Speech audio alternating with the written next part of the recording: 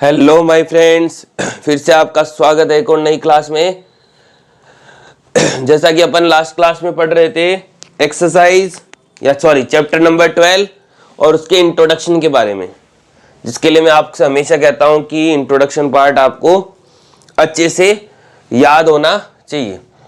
अगर आपको introduction part अच्छे से आता है, इसका मतलब आपको सारी चीजें आ रही है। ठीक है, फिर आपको किसी एक्सरसाइज की जरूरत नहीं है भाई। फिर आपको खाली कैलकुलेशन अपनी स्पीड बूस्ट करने की जरूरत है। ठीक है, तो आज अपन चलेंगे चैप्टर 12 के कुछ आगे और चीजें देखेंगे। जैसे हमने लास्ट क्लास में क्यूब के बारे में पढ़ लिया था। ठीक है, क्यूब मतलब घन के बारे में। ठीक है, उसके बाद क्यूबॉइड घनाभ, और थर्ड नंबर पे सिलेंडर।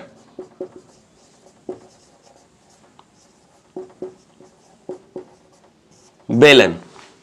इन तीनों चीजों के बारे में अपन ने अच्छे से पढ़ लिया था। ठीक है, आज अपन इसके आगे कुछ और पढ़ेंगे। नंबर 4 कोन, शंकु। कौन या फिर शंकु, इसके बारे में समझते भी। पहले तो समझते कौन या शंकु क्या होता है। कौन वही होता है कौन आइसक्रीम, है ना, बर्थडे वाली टॉपी, उसी को कौन कहते हैं। अभी तो शुरू करते हैं इसको। किधर बनाए, यही बना देते हैं इधर।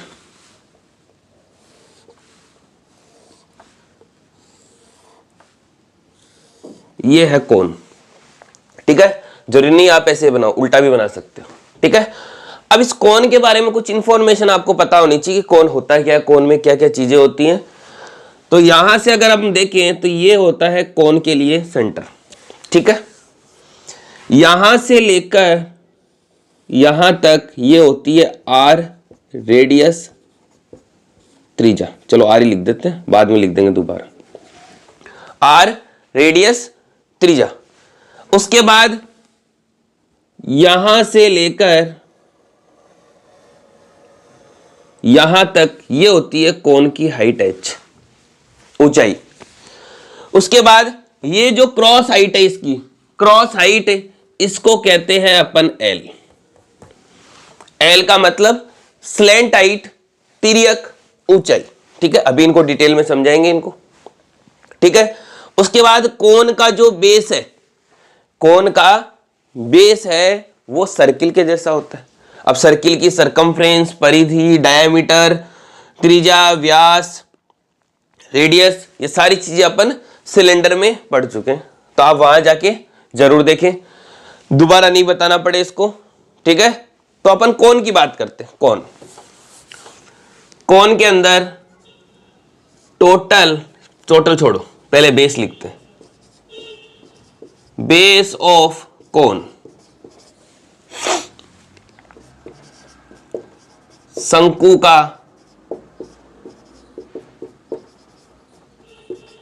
आधार। शंकु का आधार कैसा होता है, सर्कल।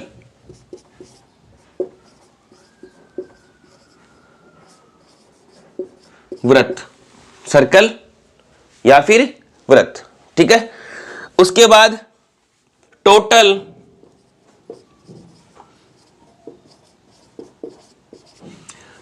सर्कल, कुल वृत्त, वो कितने होते हैं, 1।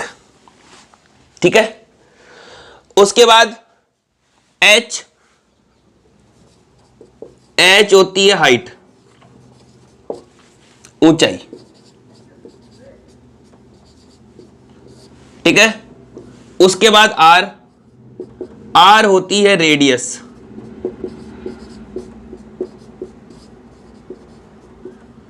त्रिज्या। उसके बाद एल, एल बराबर होती है स्लैंट हाइट,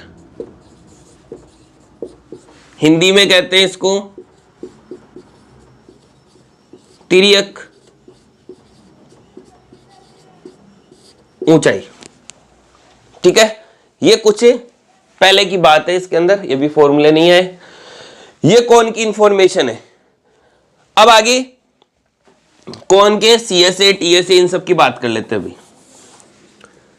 पहला CSA, CSA का मतलब कर्व सरफेस एरिया, हिंदी में वक्र पृष्ठ का क्षेत्रफल।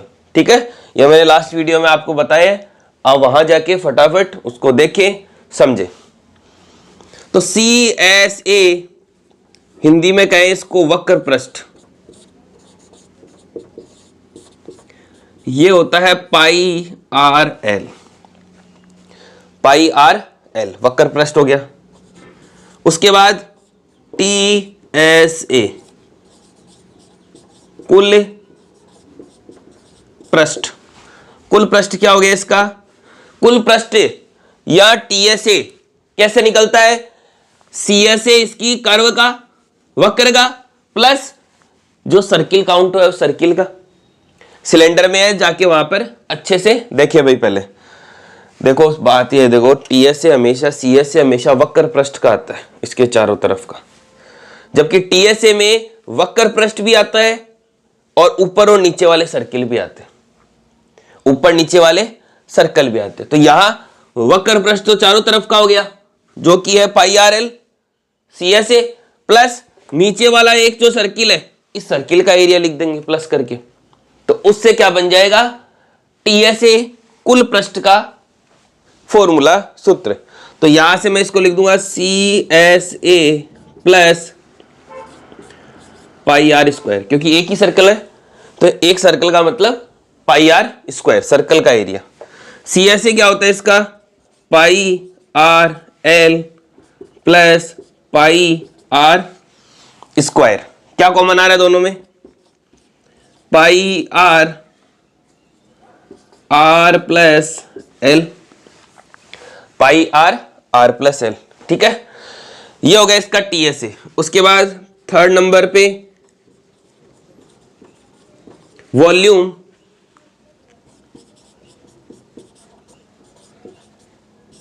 आयतन, वॉल्यूम या फिर आयतन, ये क्या होता है 1/3 पाई आर स्क्वायर एच।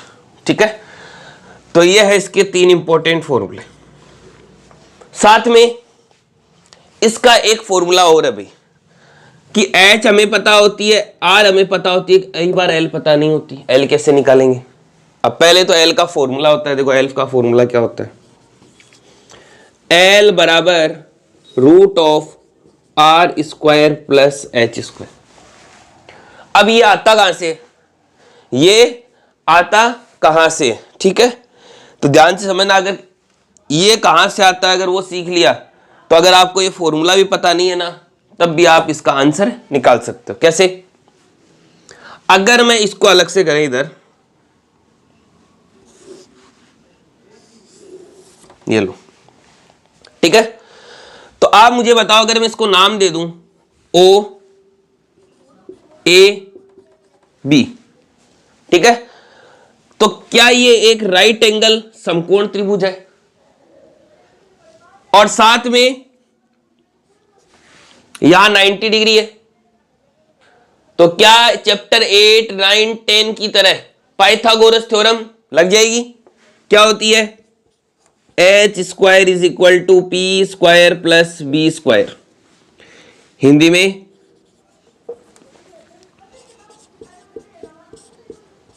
कर्ण का वर्ग आधार का वर्ग प्लस लंब का वर्ग। ठीक है, वैल्यू पुट करो, h 90 के सामने, L square, h height, perpendicular लंब, बेस आधार r। एक तरफ से स्क्वायर हटेगा, सामने की तरफ रूट लग जाएगा, ये आ गया। इसका मतलब ये जो L बराबर root r square plus h square का फॉर्मूला आ रहा है, ये कहां से आता है, ये आता है पाइथागोरस थ्योरम से। इसका मतलब पाइथागोरस थ्योरम तो आती है आपको पहले से, तो आप इस फॉर्मूले में आसानी से निकाल सकते हो। मतलब आपको कोई भी 3 वैल्यू में से 2 दे दे, तीसरी पूछ ले, तो आप पाइथागोरस थ्योरम का यूज करके भी निकाल सकते हो। ठीक है, फटाफट इसको देखें, फिर चलते हैं नेक्स्ट की तरफ।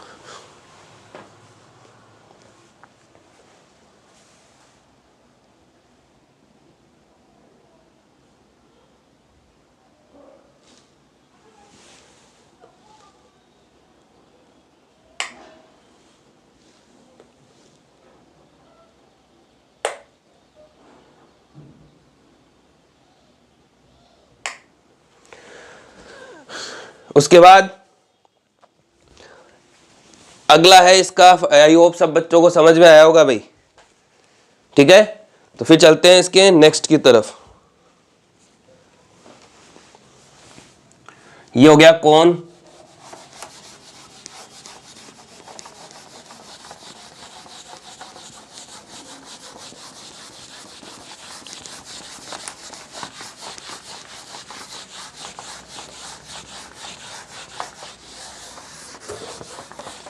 कौन के बाद अगला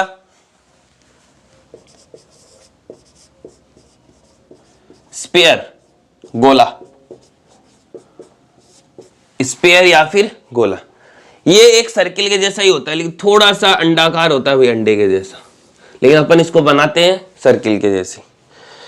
ये सर्किल की सारी बातें, ये सेंटर हो गया, ये रेडियस हो गई, त्रिज्या, और ये कंप्लीट हो गया डायमीटर, व्यास। ठीक है, तो इसमें तो कुछ खास बात नहीं, इसमें तो दो फॉर्मूले हैं खाली। पहला सरफेस एरिया, पृष्ठ क्षेत्रफल,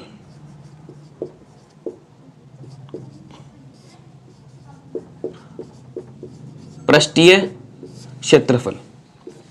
ठीक है, क्या होता है सरफेस एरिया पृष्ठीय क्षेत्रफल? 4 pi are square, 4 pi are square, ये होता है सरफेस एरिया ऑफ स्फीयर, पृष्ठीय क्षेत्रफल गोले का। ठीक है, दूसरा वॉल्यूम, आयतन, ये होता है 4/3 pi R cube, 4/3 pi R cube. ठीक है, इसके तो ये दो फॉर्मूले हैं। ठीक है, एक बार इसको मिटाता हूं भैया, क्योंकि स्पेयर का तो कुछ खास नहीं है, वो सर्किल के जैसा ही है, तो आप लोग अच्छे से समझ जाओगे। ठीक है ना, फिर भी एक आप लोगों के लिए छोटा सा इधर बना देते हैं ताकि आपको ध्यान रहे भाई। ये लो, ठीक है, ये बना दिया मैंने स्पेयर गोला। ठीक है, उसके बाद 6 नंबर पे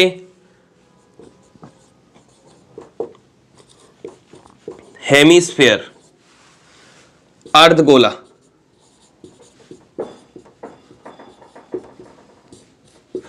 हेमीस्फेयर अर्धगोला क्या होता है समझना भाई, कटोरी होती है कटोरी, अर्धगोले का डायग्राम हेमीस्फेयर।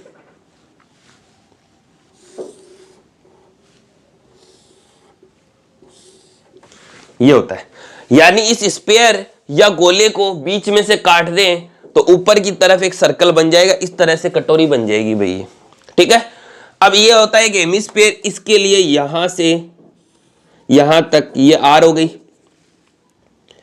ये हो गई भी, ये भी आर हो गई, रेडियस त्रिज्या, और इसमें एक सर्कल बन रहा है। ठीक है, इसका मतलब इसका वक्र पृष्ठ निकलेगा, अब सी एस ए निकलेगा। ठीक है, तो लिखते हैं भाई पहला सी एस ए वक्र पृष्ठ, या फिर इंग्लिश में इसका पूरा नाम होता है कर्व सरफेस एरिया। ये मैंने लास्ट इंट्रोडक्शन वीडियो में बताया, तो फटाफट जाके वहां से देखें और समझे भाई। तो सी एस ए क्या होता है भाई, 2 पाई आर स्क्वायर, गोले को आधा कर दिया, स्पेयर को, स्पेयर का हाफ हेमीस्फेयर। ठीक है, उसके बाद आएगा टी एस ए कुल पृष्ठ, कुल पृष्ठीय। चलो पृष्ठीय लिख देते हैं, एक ही बात है, पृष्ठ लिख दो पृष्ठीय लिख दो। तो क्या आ जाएगा CSA प्लस कहा गया पाई आर स्क्वायर, ठीक है, क्योंकि ऊपर की तरफ एक सर्कल बन रहा है तो टोटल में सर्किल भी आता है, ठीक है। तो यहां से ये बन गया 2 pi are square equal 3 pi are square, ठीक है। उसके बाद थर्ड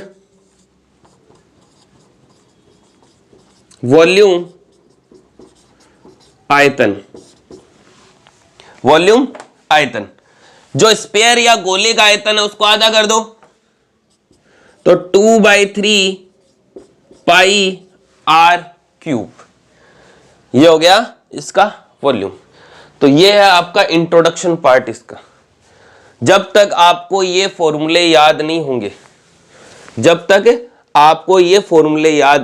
तब तक आप ये मान के चलो आप इस चैप्टर का एक भी क्वेश्चन नहीं कर सकते, एक भी क्वेश्चन आपसे नहीं होगा।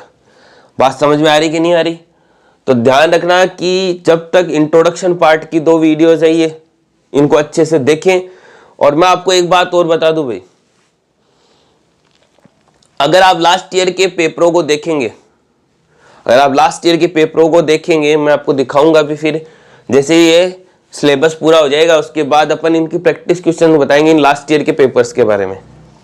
उसमें आप लोग ये देखोगे कि लास्ट ईयर के बोर्ड्स के पेपर में रेयर केस में ही बुक से क्वेश्चन आए, बुक से रेयर केस में ही आए। बहुत मुश्किल से ऐसा होता है कि कोई बुक में से क्वेश्चन आ गया, वरना बुक में से बहुत कम आता है। बुक से रिलेटेड क्वेश्चन आते हैं सारे के सारे, जो इन फॉर्मूलों के ऊपर बेस होते हैं, तो उनके लिए फॉर्मूला याद होना चाहिए, ठीक है। तो फटाफट अगली क्लास से पहले आप लोग इन 2 क्लास को अच्छे से देखें और सारे फॉर्मूले याद कर ले और अपने नोट्स में लिख ले भाई। और ऐसा भी है कि अगर आपने देखो ये सारे इंट्रोडक्शन पार्ट आएंगे ना 14 चैप्टर्स के, 14 चैप्टर्स के जो इंट्रोडक्शन पार्ट है, आप इनको अपनी नोटबुक में नोट कर लें, जिससे आपके पास पूरी बुक का एक शॉर्ट PDF तैयार हो जाएगा 15-20 पेज का। मतलब अगर आपको एग्जाम के बीच में 1 दिन की छुट्टी मिले तो आप कैसे तैयारी करो, तो वो है इंट्रोडक्शन पार्ट की जो PDF आपने बनाई है, ठीक है। तो आज के लिए बस इतना ही, मिलते हैं आपको नेक्स्ट क्लास में एक और नई अच्छी क्लास के साथ, ठीक है।